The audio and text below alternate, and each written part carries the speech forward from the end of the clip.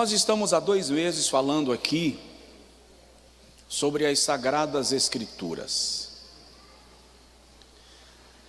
Semana que vem, se Deus quiser, eu quero iniciar aqui uma série de mensagens sobre intimidade com Deus. Tá? Nós vamos concluir hoje um pouco do raciocínio sobre as Sagradas Escrituras. Se você pudesse colocar de pé para a leitura bíblica, por favor. Eu vou dar sequência na mensagem que comecei terça-feira passada. Por que eu creio na Bíblia? Você crê na Bíblia? Segunda carta de Paulo a Timóteo, capítulo 3, versículo 14, diz assim: Tu, porém, 3,14, tu, porém, permanece naquilo que aprendeste e de que foste inteirado, sabendo de quem o tens aprendido, e que desde a infância sabes as sagradas letras, que podem fazer-te sábio para a salvação pela fé que há em Cristo Jesus. Toda Escritura é divinamente inspirada e proveitosa para ensinar, para repreender, para corrigir, para instruir em justiça, para que o homem de Deus seja perfeito e perfeitamente preparado para toda boa obra. O irmão consegue dizer amém? Diga comigo: Senhor Jesus, fala comigo e me ensina a tua palavra. Amém. Podem sentar, amados, em nome do Senhor. Semana passada eu disse aqui com os irmãos sobre por que eu creio na Bíblia. E comecei dizendo: eu creio na Bíblia porque ela não é o resultado da visita de um anjo, na visão de alguém que se considera muito especial. Eu creio na Bíblia porque ela não é o resultado de alguém que entrou em transe e teve uma nova revelação. Eu creio na Bíblia porque ela não é o resultado de um bom texto, rebuscado e bem elaborado por um líder religioso qualquer, seja ele pastor, papa ou rabino. A Bíblia Sagrada é o resultado da inspiração divina, e eu falei isso aqui. Embora nós gostamos da expressão inspiração, o termo correto seria expiração, theos pneutos, o sopro de Deus. Quem inspira, eu disse aqui terça-feira passada, respira para dentro. Quem expira, respira para fora.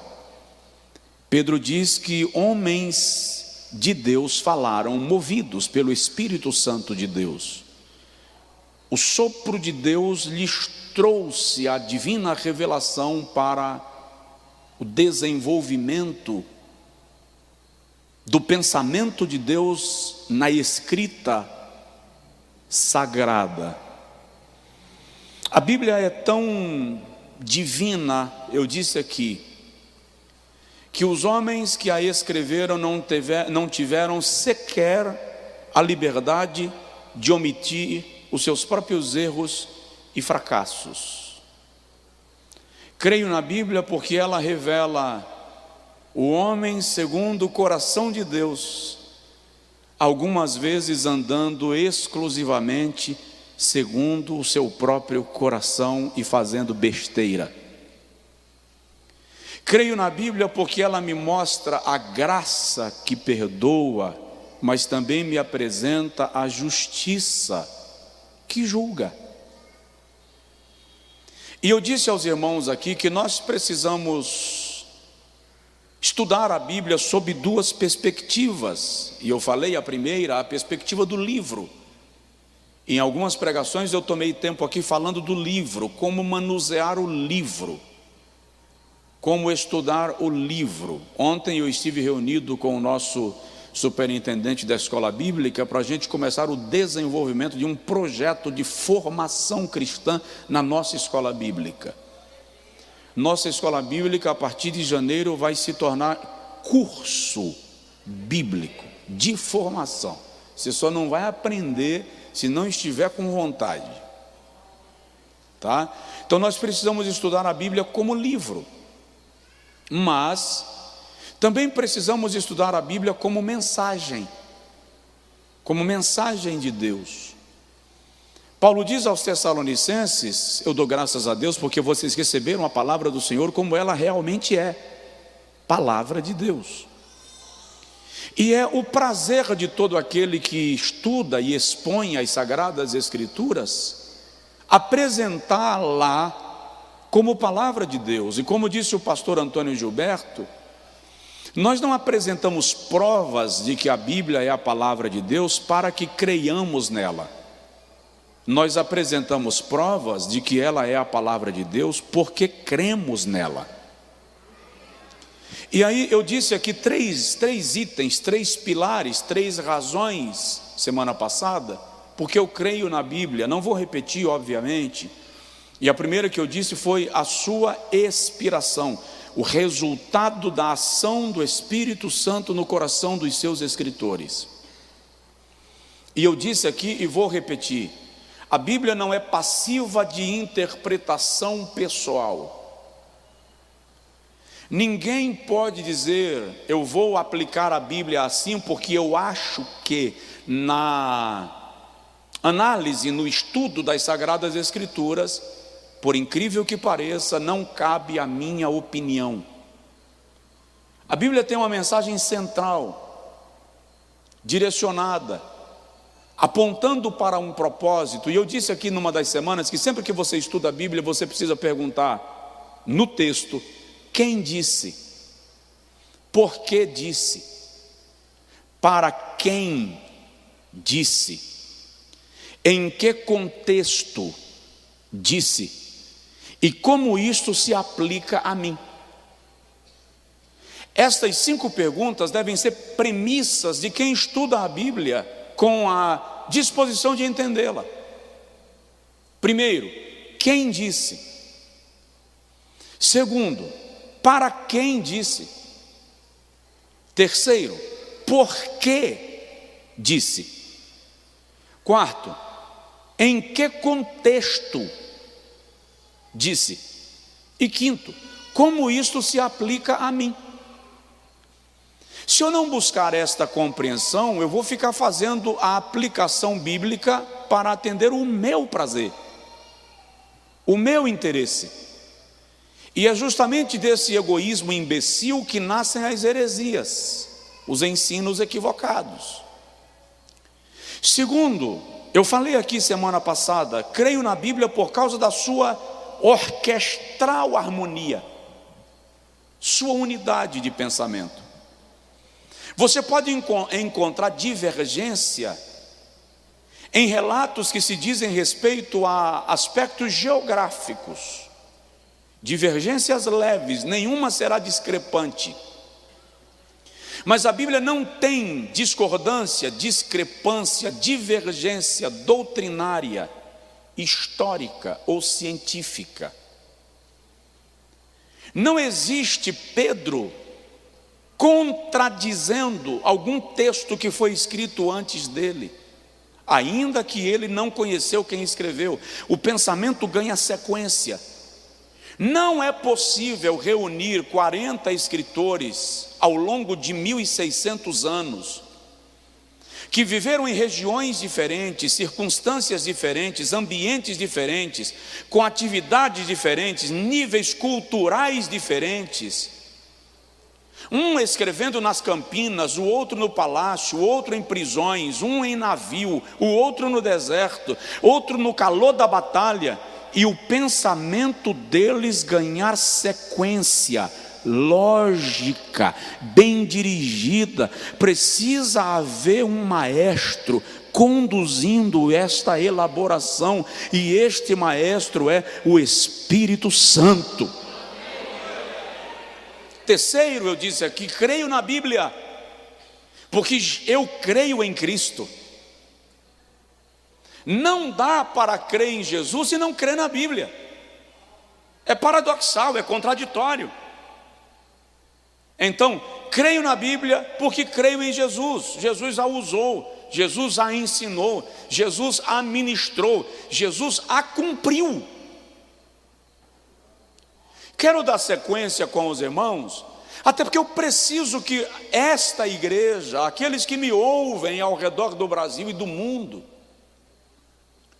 que nós não sejamos inflamados por um modismo secularista, materialista, que está colocando em dúvida a veracidade das Escrituras. Como disse Santo Agostinho, se eu encontrei um erro na Bíblia, o erro não será da Bíblia, deve ser do copista, de uma tradução mal feita, ou o erro estará em mim mesmo que não consegui compreendê-la. Então, em quarto lugar, eu creio na Bíblia por causa do testemunho do Espírito Santo no coração do crente. Vou repetir, eu creio na Bíblia por causa do testemunho do Espírito Santo no coração do crente. Cada pessoa que aceita em Jesus a salvação e o tem como Salvador, é algo imediato, natural, espontâneo, extraordinário.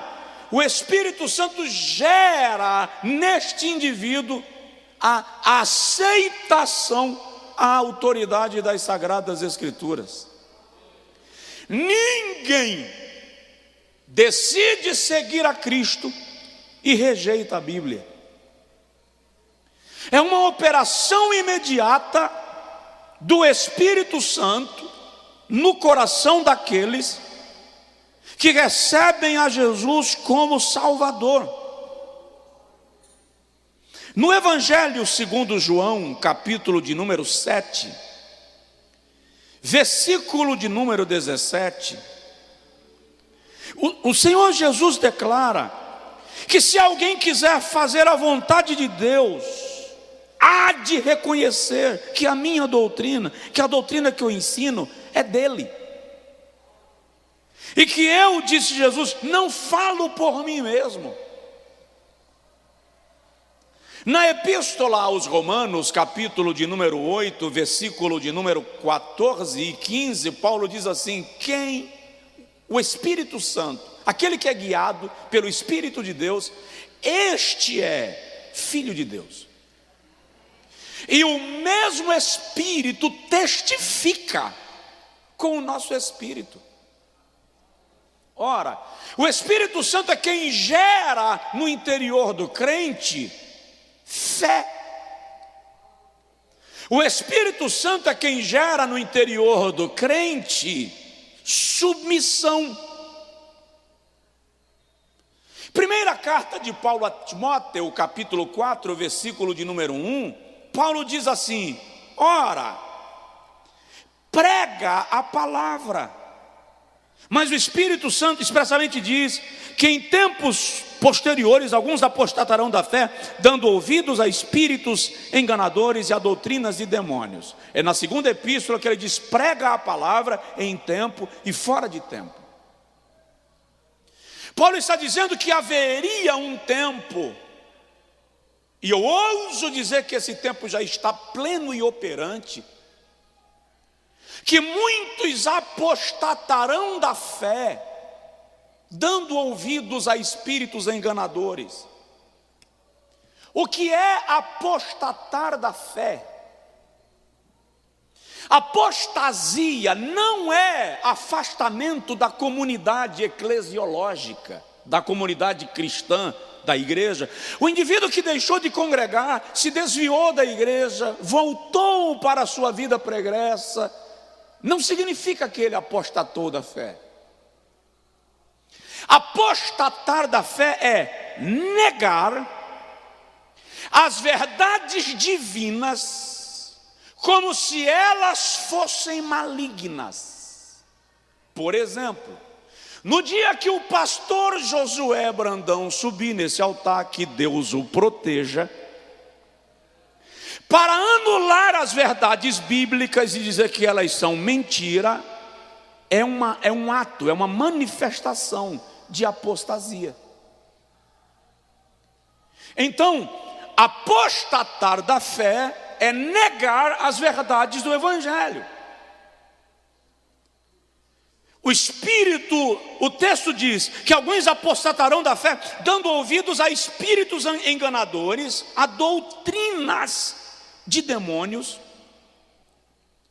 pela hipocrisia de homens que falam mentiras e têm a sua própria consciência cauterizada.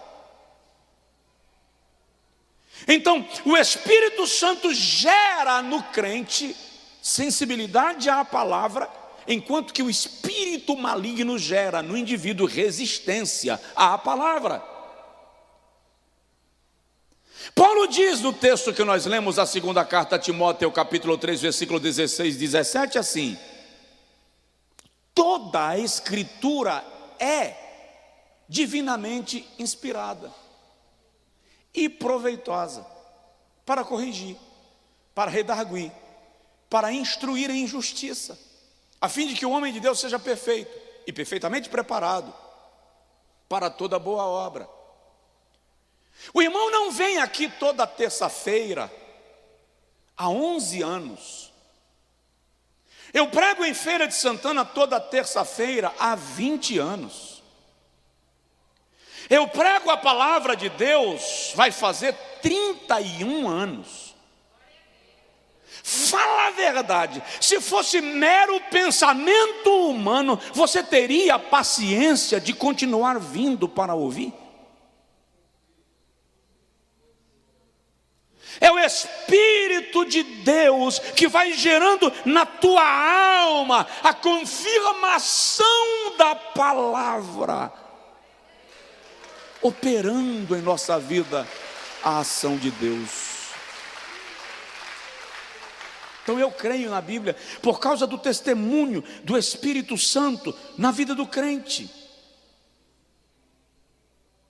Quinto, eu creio na Bíblia por causa do seu cumprimento. Eu poderia lhe apresentar centenas de profecias registradas nas Sagradas Escrituras que já se cumpriram. Centenas. Tudo que a Bíblia disse de Jesus se cumpriu. Se o irmão ler o Salmo 22, você vai ver de maneira específica o sofrimento do Cordeiro na cruz. Isaías fala do nascimento de Jesus com uma autoridade e uma propriedade tão absoluta, que sempre que Isaías vai falar sobre Jesus, ele conjuga o verbo no passado, como se já tivesse acontecido. Ele está profetizando 700 anos antes de Jesus nascer, mas ele coloca o verbo no pretérito. Um menino nos nasceu, um filho se nos deu. Quem deu crédito à nossa pregação, pois foi subindo como renovo, era homem de dores. É tão própria e movida de autoridade a mensagem do profeta, é tão certa que ele a declara como fato ocorrido. Tudo que a Bíblia diz sobre Israel se cumpriu. E o que não se cumpriu ainda está em franco cumprimento. Não há como duvidar das Sagradas Escrituras, da sua fidelidade, do seu cumprimento, dos fatos que ela narra e expõe. Ezequiel 37 revela o desterro de Israel e a sua volta. Isaías fala dos judeus voltando para a sua terra, voando como pombas, olhando pelas suas janelas. Quem é no nosso tempo qual é a condição que o homem tem de voar como pombas e olhar por janelas? Isaías está falando de avião. Correrão de uma parte para outra parte. Isaías está falando, irão de mar a mar, de continente a continente. Eu já jantei no Brasil e tomei café da manhã na Europa, de mar a mar. A ciência se multiplicará. Não há como achar que isto é por acaso.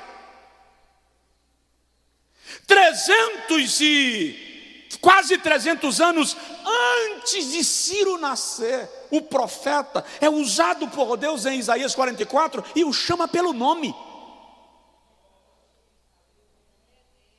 Quase 300 anos antes dele nascer. Josias também é mencionado pelo nome quase 300 anos antes do seu nascimento. 450 anos antes de Israel se tornar cativo no Egito, Deus diz a Abraão: a tua descendência será cativa no Egito. Tudo aquilo que está escrito nela se cumpre, se confirma. E o incrível, milhares de anos antes de eu e você sermos salvos, a Bíblia já está dizendo a Abraão: em ti serão benditas todas as famílias da terra. É uma profecia messiânica. Nós somos alcançados através de Jesus, que é da descendência de Abraão.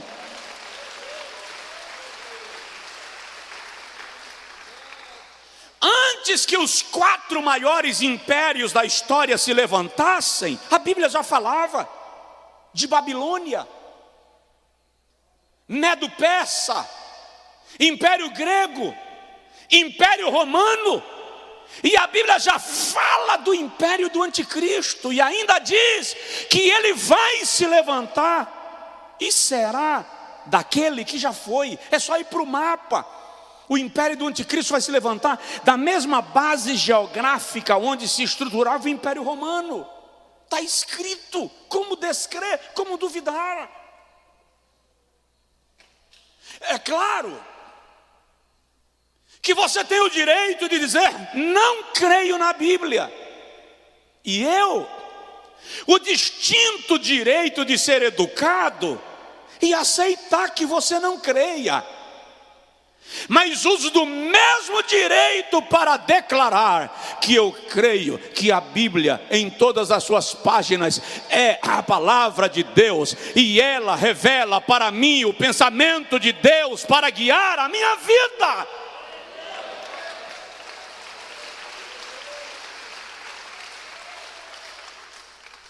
Tudo bem que tem uns irmãos que gostam de essa Bíblia aqui é uma das minhas primeiras Bíblias, tá? Está toda rasgadinha, mas eu gosto dela.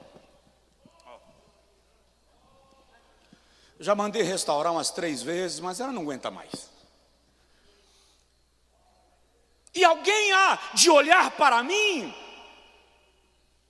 e mencionar que o texto é ultrapassado, que o texto é vencido, que ele não se aplica mais ao tempo. Amigo, vencido é o asfalto, ultrapassado é sua roupa fora de moda, seu celular que só tem validade de 1 ano porque o fabricante já está lançando um modelo recente. A palavra de Deus permanece para sempre. Só quem crê, diga glória a Deus, diga aleluia, louve ao Senhor. 6º lugar, porque eu creio na Bíblia. Creio na Bíblia por causa da sua influência nas pessoas e nas nações. Nenhum livro na história influenciou o mundo como a Bíblia. Até os seus inimigos precisam admitir isto. Os fundamentos do sistema econômico, educacional, jurídico e científico têm base nas Sagradas Escrituras. Os fundamentos do capitalismo, construído no seu pensamento mais profundo, denso e amplo, nas Institutas de Calvino, são oriundos do ensino bíblico de como o mundo se organiza sistêmica e economicamente. O modelo de ensino e educação praticado nas escolas hoje remonta dos tempos bíblicos, sobretudo no período da diáspora, quando os judeus estabeleceram sinagogas para funcionarem como escolas, para educar os seus cidadãos desterrados nas províncias do império. Então o que você conhece como escola hoje tem fundamento bíblico. A função de professores e mestres está construída no pensamento bíblico. Sistema de governos, princípios hierárquicos, formação hierárquica, pensamento jurídico, as próprias leis do Império Romano remontam do Pentateuco. Ninguém influenciou o mundo como a Bíblia. Mostre-me um livro capaz de transformar o homem como a Bíblia. Me mostra um.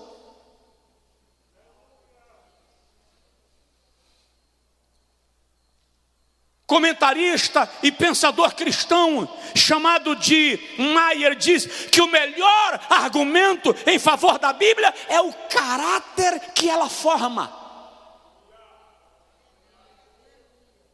Nações que sem a Bíblia eram tiranas, violentas, a partir da Bíblia foram transformadas.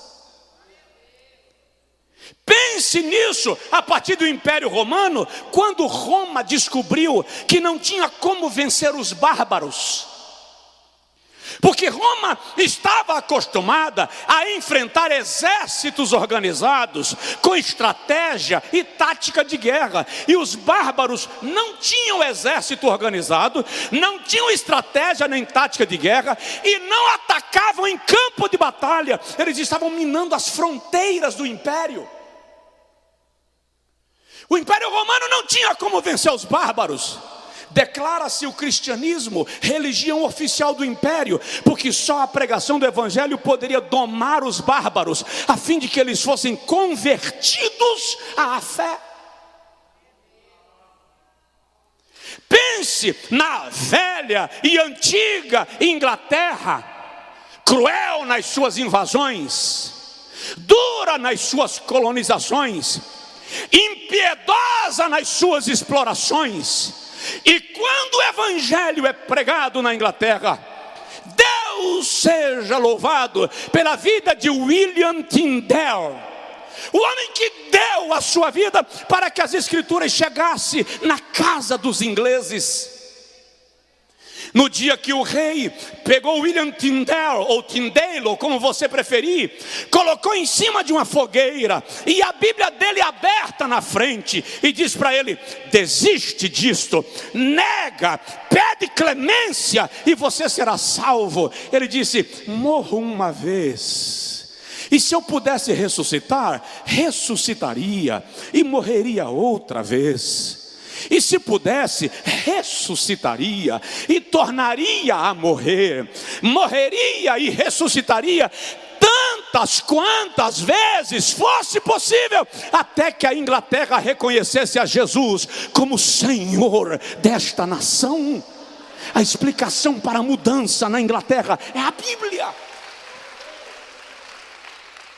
A ponto de, quando Napoleão Bonaparte pergunta à rainha da Inglaterra qual o segredo do poder da Inglaterra, a rainha estende a mão e diz: este livro, Alteza, este livro é o segredo para o poder da Inglaterra. A Bíblia influenciou o mundo. E olha bem nos meus olhos, a Bíblia influencia você. Se não influenciasse você, você não estava aqui ouvindo. A Bíblia influencia o presidente e influencia o menor dos homens. A Bíblia influencia o nobre e o plebeu, o doutor e o indouto, o rico e o pobre, o homem carregado de moral e aquele que perdeu a moral. É impossível alguém ter contato com as Sagradas Escrituras e não ter o seu pensamento provocado pelo pensamento sagrado. É Deus revelado, se manifestando e influenciando o mundo. Eu estava pregando em alguma igreja certa feita sobre a parábola do filho pródigo. E eu falei sobre as 7 afrontas de Jesus ao pensamento judaico na parábola do filho pródigo. Como Jesus escracha toda a tradição judaica naquela parábola. Quando terminou o culto, chegou a mim um homem e ele disse: sou judeu. Nunca tinha pensado em Jesus sob essa perspectiva.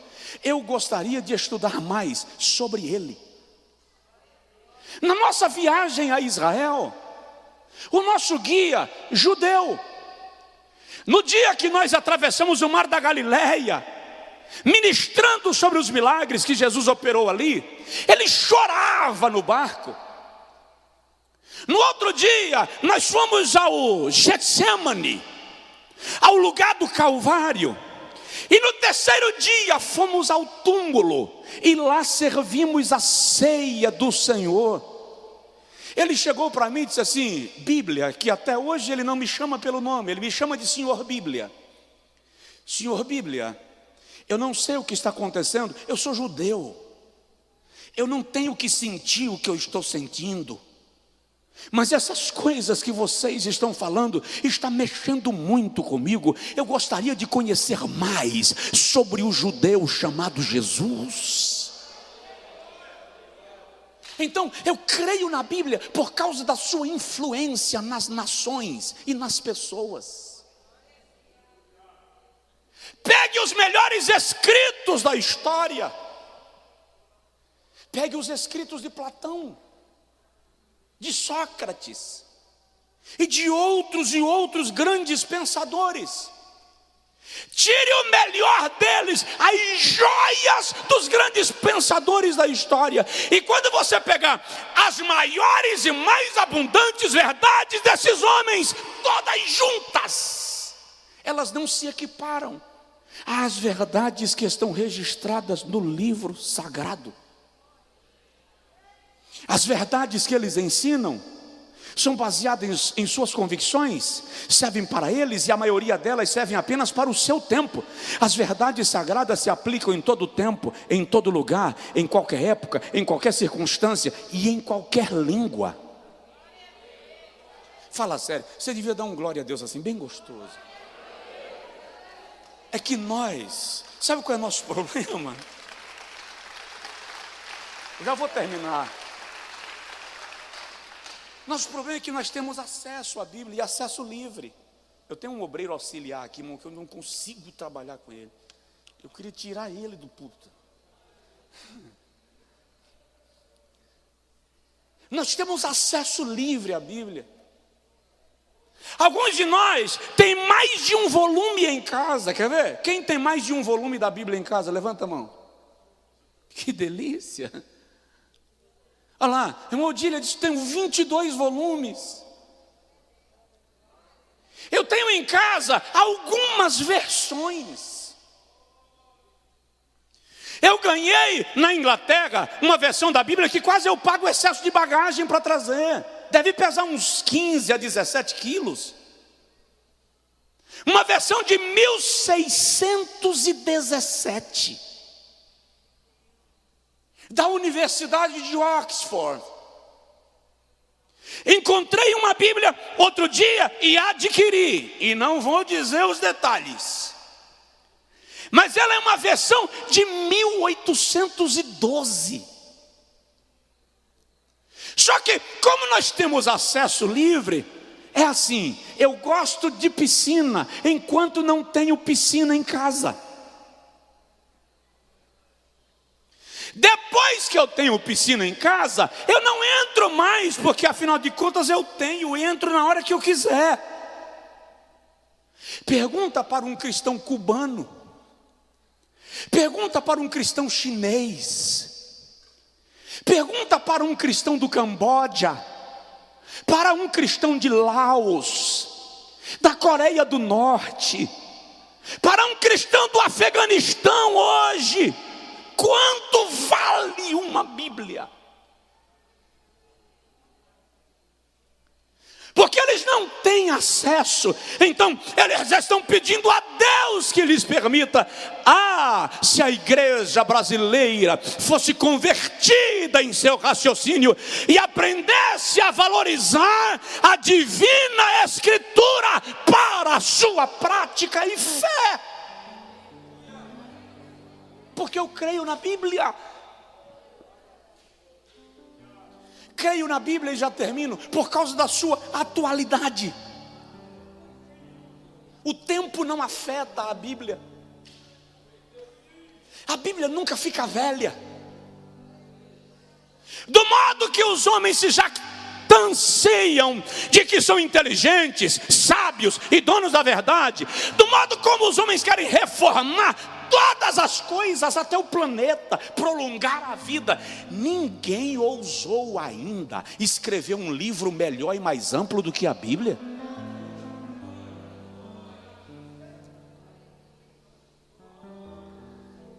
De vez em quando aparece alguém sugerindo atualizar, reformar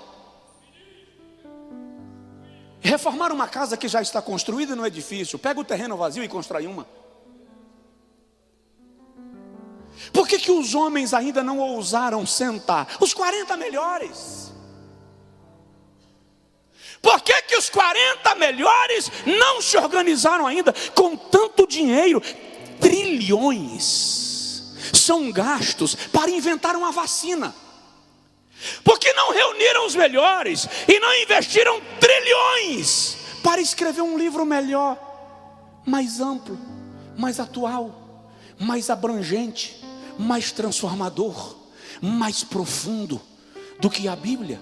Por que deixar um bando de cristãos alienados, malucos, crendo que ela é a palavra de Deus, se nós podemos escrever um livro mais atual, carregado de ciência, filosofia, antropologia e todo o conhecimento humano? Por que ninguém ousou ainda? Porque a Bíblia não é resultado da ousadia do pensamento humano. A Bíblia é resultado do coração de Deus querendo se revelar ao homem. Cadabastura madagastu copia fai lebagas.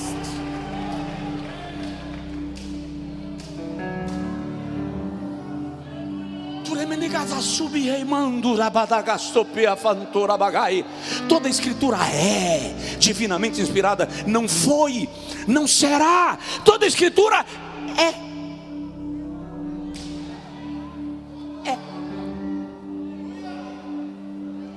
Achando eu as suas palavras, logo as comi, e elas são,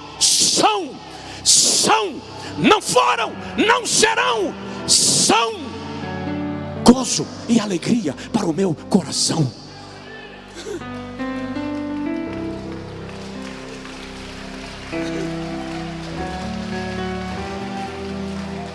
O choro pode durar uma noite, mas a alegria vem,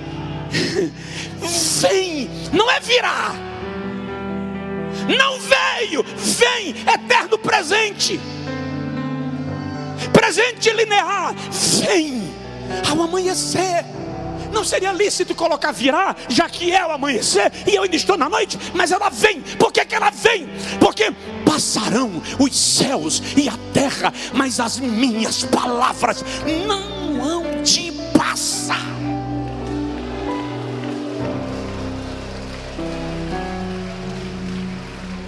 Assim como a chuva cai do céu e para lá não torna, assim a minha palavra, ela não tornará para mim vazia, mas ela se cumprirá naquilo para que a enviei.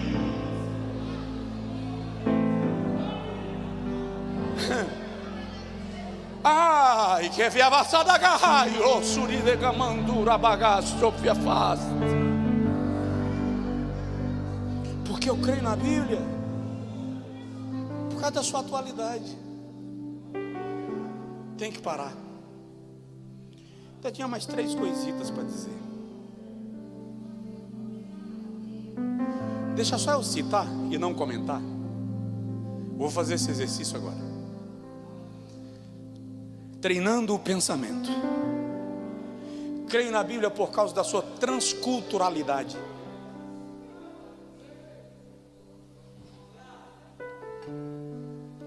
Creio na Bíblia por causa da sua transculturalidade. Ela fala com o ocidental e com o oriental, com o civilizado e com o não civilizado, com quem mora na cidade e com quem mora na floresta. Ela fala com quem mora na metrópole e com quem mora na aldeia. Ela fala com o doutor e com o indouto. Ela toca a mulher de Pilatos e toca a multidão lá fora. A Bíblia pode ser pregada nas selvas africanas e nas metrópoles de concreto. Ela pode ser pregada nas aldeias da Amazônia e nos escritórios mais luxuosos. Ela suporta ser traduzida para diversos idiomas e não perde a sua essência. E sabe o que é incrível? Oh, glória a Deus! É que quem lê a Bíblia nunca pensa que ela foi escrita para outra pessoa. De alguma forma ela fala com cada um pessoalmente. Você lê o Salmo 23, o Senhor é meu pastor, nada me faltará. Não parece que aquilo foi escrito por Davi para os judeus do seu tempo. Você lê o Salmo 23 como se ele estivesse sendo escrito para você exatamente agora. Porque Deus amou o mundo de tal maneira que deu o seu Filho unigênito para que todo aquele que nele crer não pereça, mas tenha a vida eterna. Ninguém ouve esse versículo pensando nos judeus de 2000 anos atrás. Quem ouve esse versículo recebe como se Jesus estivesse dizendo para você mesmo.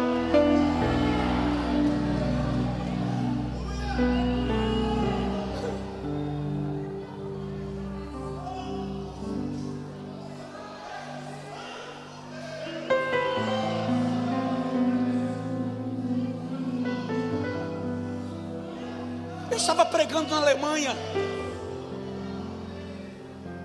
No meio da minha pregação entraram 2 gigantes de 2 metros e companhia. Ninguém foi perto deles para perguntar de onde eram.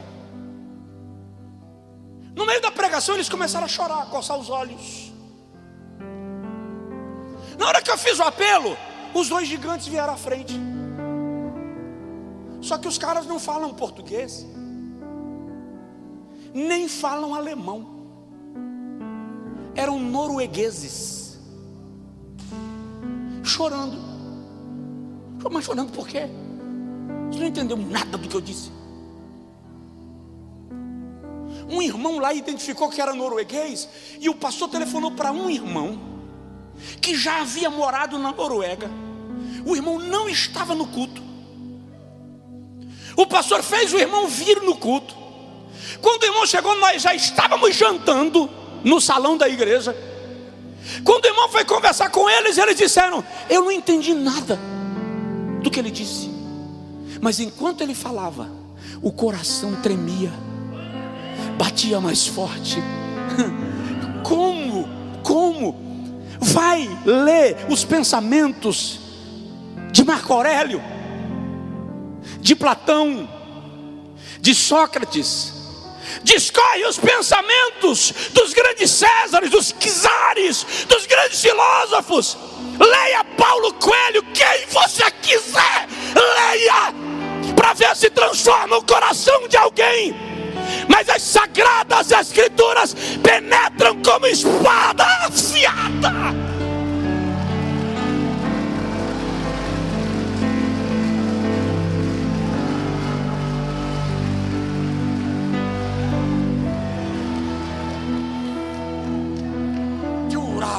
Samadai, Elavasuyamai.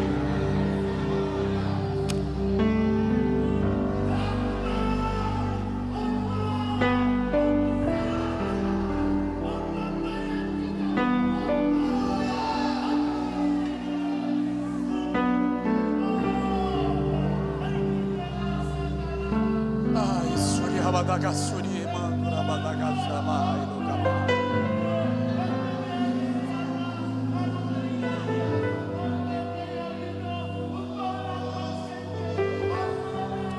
Suriamai, Sura Mandura Badagai.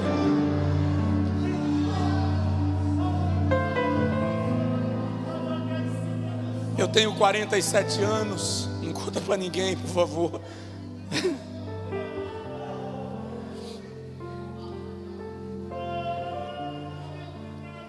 Cresci ouvindo a Bíblia.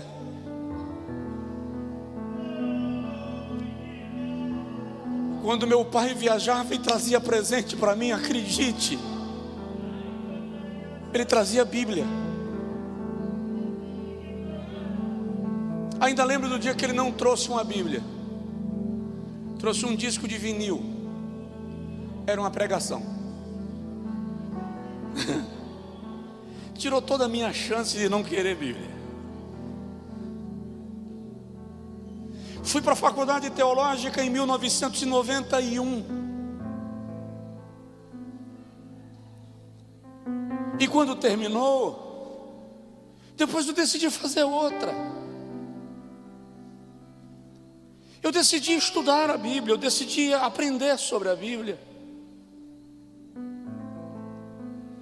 Às vezes eu fico horas inteiras, durante dias, semanas, estudando o mesmo assunto. Às vezes dá nó e eu preciso levantar e sair andando para desfazer o nó. E ela ainda me surpreende.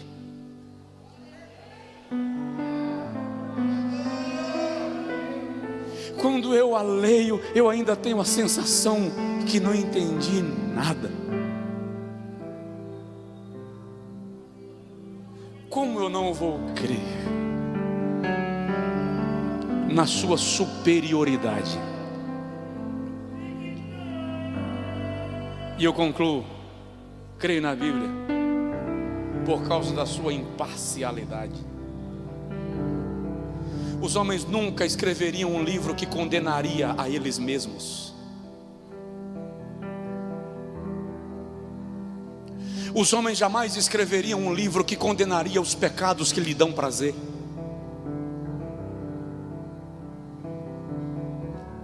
Os homens jamais escreveriam um livro que seria uma espada pendurada sobre a sua própria cabeça. A Bíblia que revela a amizade de Abraão com Deus, também mostra seus fraquejos. A Bíblia que nos apresenta Adão, a imagem e semelhança de Deus, nos mostra quando ele peca contra Deus. A Bíblia que nos apresenta a autoridade e a intimidade de Moisés, revela suas crises. A Bíblia que nos mostra Davi, suas virtudes, seus salmos, seu coração, segundo o coração de Deus, revela suas loucuras. A Bíblia que nos dá Sansão, o pequeno sol destruidor, o herói bíblico digno de quadrinhos, mostra as suas infantilidades e o seu fim. A Bíblia que revela a sabedoria de Salomão também revela a sua idolatria. Os homens jamais escreveriam um livro que expusesse de forma tão escrachada os seus defeitos. Eu acho isso incrível, porque o Espírito Santo usou homens para escrevê-la, mas não lhes deu o direito de omitir os seus próprios fracassos. A Bíblia que revela a revelação de Pedro sobre Jesus, depois mostra ele negando o mestre. A Bíblia que nos dá Paulo, o apóstolo dos gentios, lhe apresenta perseguindo e matando cristãos. Ela é imparcial. É por isso que eu creio na Bíblia.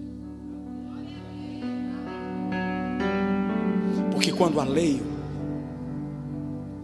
ela não é como um espelho sujo que desfoca a imagem. Ela me revela exatamente onde existe uma trinca na imagem que está sendo refletida. Fica de pé, por favor. Por que os homens não gostam da Bíblia? Por que é melhor pensar em reformá-la? Porque é mais cômodo reformar o livro do que transformar o coração. Mas esse é o desafio do Espírito Santo conosco. O desafio do Espírito Santo conosco é fazer com que nós nos submetamos à vontade divina. E sabe o que é lindo? O Deus que poderia impor tudo ao homem, não impõe nada. É difícil entender um amor assim, porque eu te amo, então eu exijo que você corresponda. Eu te amo, então eu exijo que você me agrade. Eu te amo, então eu faço questão que você faça tudo para atender o meu desejo, porque afinal de contas eu estou te dando o melhor que eu tenho, que é o meu amor. Deus, eu te amo. Posso impor minha vontade sobre você, mas você não tem que me obedecer por imposição. Olha que coisa incrível esse coração. Deus olha para mim, para você e diz assim: eu te amo. Se você me amar, eu te amo. E se você não me amar, eu te amo também. É difícil para a mente humana, lapidada pelo romantismo dos contos das 1001 noites. Nós, com os nossos conceitos de amores novelescos, que entende que o amor é cego. Não, nós não temos como compreender o Deus revelado nesse livro, cujo amor não é cego, ele vê exatamente tudo, mas nos quer mesmo assim. Isso é um escândalo, isso chega a ser uma afronta. Ontem eu falei sobre isso numa live, e eu disse como Paulo esmaga Filemon pelo amor. Ei, nós somos atropelados todos os dias pelo amor de Deus, que não aceita pecado, mas não nos joga no inferno. Em seu amor, pela sua palavra, ele condena nosso pecado e apresenta o caminho da restauração e da redenção. É por isso que eu creio na Bíblia.